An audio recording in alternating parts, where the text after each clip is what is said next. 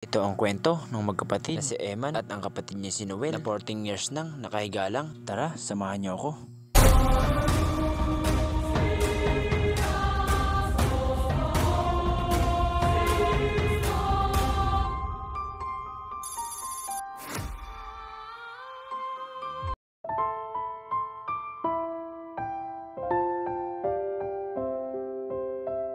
Pagpunta ko nga sa bahay nila ay nakabungad agad sa akin si Eman.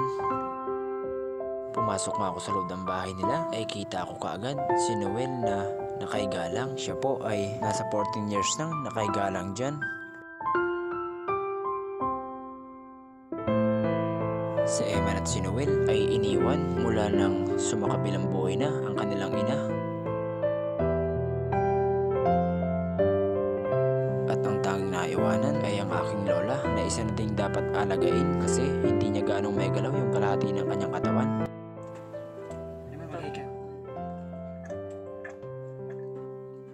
So yung mga nudes, sila pala yung mga pinsan kong ano medyo ano ba, hindi siya na normal nga, may sakit sila. So dalawa nga po pala yung magkapatid. Ayun po yung isa.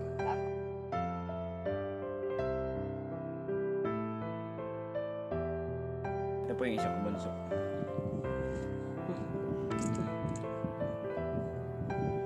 So yung mga nudes, ito nga pala si Iman ay ano, edad na siya ng 16 daw sabi ni Lola.